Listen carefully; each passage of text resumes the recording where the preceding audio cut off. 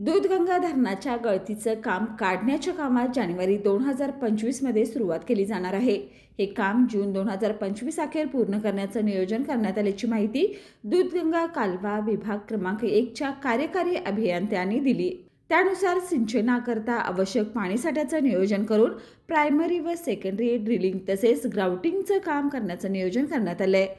परंतु धरणाबाबत ग्रामस्थांनी घाबरून जाऊ नये, या विभागामार्फत गळती काढण्याच्या कामाचं नियोजन करण्यात आलं असून ते काम करण्यात येईल असं पत्रकाद्वारे कळवण्यात आलंय। बाळ, फ्रीजमधून श्रीखंड काढ ना। आम्ही पूर्वी घरीच बनवायचो श्रीखंड, त्याची चवच वेगळी होती। आता काय सगळं रेडीमेड। आजी, हे श्रीखंड खाऊन बघ। आज तुझ्या आईनं घरीच बनवलं की काय? हे आहे गोकुळचं श्रीखंड, अगदी जिभेवर रेंगाळणार। जिभेवरच नाही तर मनावरही रेंगाळणार। गोकुळ श्रीखंड, मनावर रेंगाळणार।